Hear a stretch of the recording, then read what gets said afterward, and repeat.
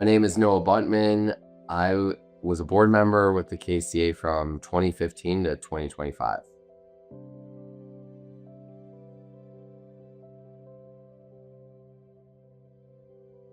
So I started with the Kidney Cancer Association when I was in business school at Northwestern, their Kellogg School of Management. They had a program that linked students with nonprofits in the area.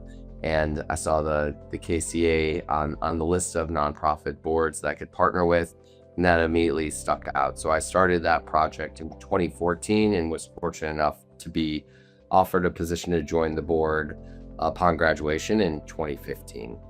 The reason the KCA stuck out on the list of nonprofits I saw was because in 2012, my mother was diagnosed with stage 4 kidney cancer, and it was one of the organizations that we frequently used and consulted with during her diagnosis, as far as treatment options and just learning about a disease I really had never heard of prior to her diagnosis.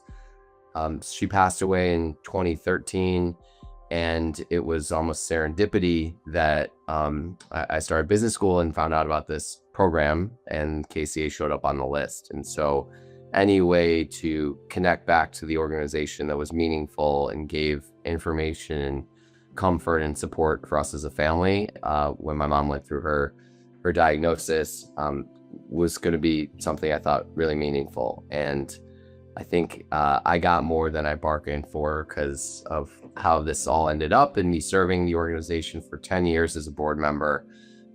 But I look back at the experience, and really it's a way of honoring my mom and her legacy and keeping her front of mind for myself and my family.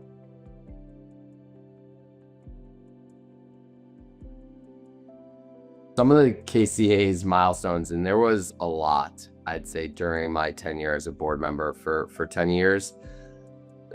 The way I think about it is a before Gretchen time period and then an after, quite frankly. When I started, again, the organization had a healthy endowment. They were really proactive in supporting research and giving grants. But I'd say it was less operational and than we know it today. And so my first few years, I'd say prior to Gretchen joining the organization, were really maintaining and supporting sort of what had it done for the last 15, 30 years prior.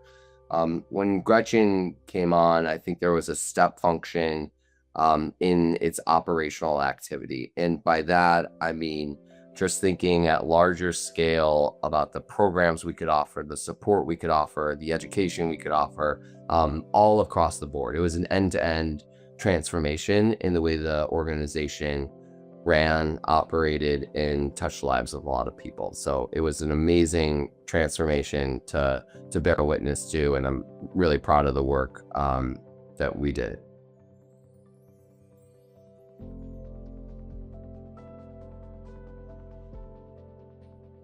Sure. So I've observed a lot of changes in the disease, and how it's changed and talked about and recognized. And I'm not a doctor, but have spent quite a bit of time with our board members, some of them that were the world's expert in this disease. And so, again, having lost my mom to the disease within 12 months of her initial diagnosis, I've asked board members as we've gone through, as I've been part of the organization, how has the research changed? How, what is the impact of our work, really? And one of the things, I remember a conversation with a board member where I said, hey, here's my mom's diagnosis. She was given 14 months to live and basically lived 13 or 14 months from the diagnosis. What would that look like today?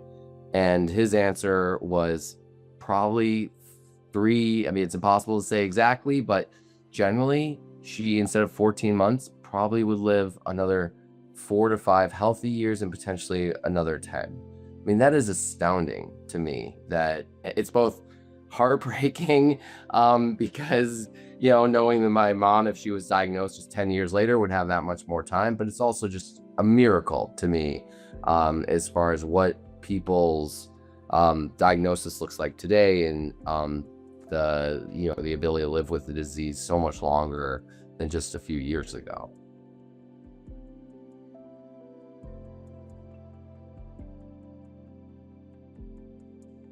So when I think about the responsibility the KCA has in driving the evolution of the disease, I mean, I think our goal is to eradicate the disease completely. I think that has to be the goal, and I think that's part of the mission. And I think we're doing everything possible to get there. I also think we're making progress at a clip that is probably faster than anyone would expect. I think this is, I think the ability to use a network of researchers, of scientists, of technology will get us there faster. And so that leaves me incredibly hopeful. But ultimately, when I think about the KCA, I actually hope it doesn't need to exist in 20 or 30 years, because we've eradicated the disease.